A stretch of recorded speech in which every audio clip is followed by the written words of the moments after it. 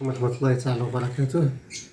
صناعة سيارات في المغرب فرحة كبيرة كيتلقاها الشعب المغربي، وهو كيسمع في الأخبار بأن المغرب أصبح قادر على صناعة السيارات، ماشي إنتاج ولا تركيب، لا، صناعة السيارات كيعني ابتكار السيارات باش تبتكر واحد الهيكل. فبالتالي كاين كفاءة مغربية. كنت كنعرف نزغرت زعما الله يحجبهم من عين بنادم.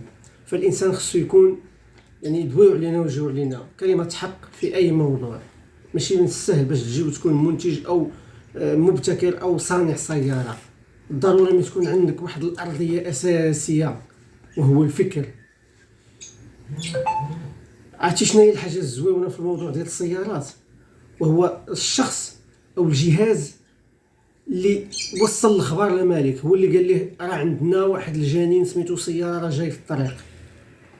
الشجاعة، حب الوطن، هادو هما الناس اللي خصنا في المغرب، ماشي المخربين الشفارة الفاسدين محكوم عليهم هما كيديروا بالزناقي، برلمانيين ووزراء الى اخره، والخبر عندكم في راسكم. هنيئا مرة اخرى للمغاربة والشعب المغربي، للصناعة المغربية، للاقتصاد المغربي. صنع في المغرب. تصور معايا دابا الناس في اوروبا غيبقاو يسوقوا سياره مغربيه، وهذا الشيء اللي خصو يكون. بالتالي هاد المغرب، هاد الصناعه هذه ما خصهاش تبقى حكر فقط على المغرب، خاصها تخرج الى الخارج وهي افريقيا، وخاصها السياره تفرض على المغاربه، خصوصا الناس اللي عندهم الفلوس اللي يبغيو يشريو بما يسمى بالسيارات الكبيره، يعني اللوكس، ذات يعني المستوى العالي، تفرض عليه تشري هاد السياره. هاد السياره نعطيوها للبوليس، للجدارميه، المخازنيه، نعطيوها للمستافيطات تولي عندهم، نعطيوها للبرلمانيين، الوزراء، نعطيوها لرئاسه المجلس البلدي اللي ما قال يتحالفوا كيمشي يشري واحد السياره غاليه الثمن، في حين ان الجماعه القرويه ديالو عامره غير حفاري. هاد السيارات خصنا نعطيوهم من هاد الناس.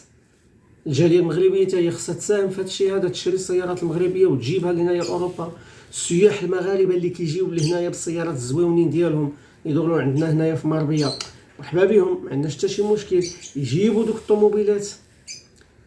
السيارات المغربيه الان هاد نيوز موتور سوناميكس خاصها تبقى تبان في المسلسلات المغربيه، تبدا تبان في دوك الكاميرا خفيه في الانتاج الاعلامي المغربي، يديروا ليها بوم بحال اللي كيديروا الهنود راه عندهم سيارات ديالهم خاصه، ماركه ديالهم خاصه، ما تندوشوش خارجه للعالم. عندهم غير تمايا في الدول المجاوره ديالهم، بنغلاديش وما جاور ذلك. ولكن اللي شتي الافلام والمسلسلات راه كاين غير هي نفس الشيء بالنسبه لروسيا، حتى هي عندها ماركه خاصه بها.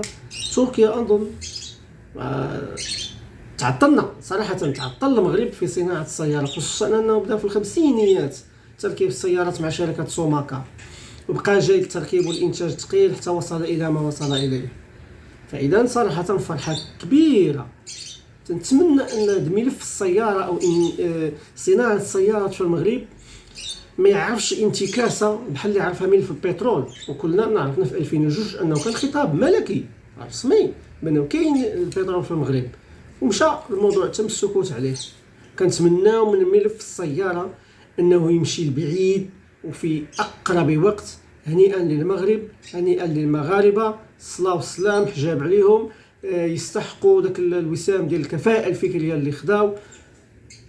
ما عليا الا نقول المغاربه زيدوا شمروا، مازال محتاجين صناعات اخرى، وعلى راسها الاسلحه، علاش لا. السلام عليكم ورحمه الله.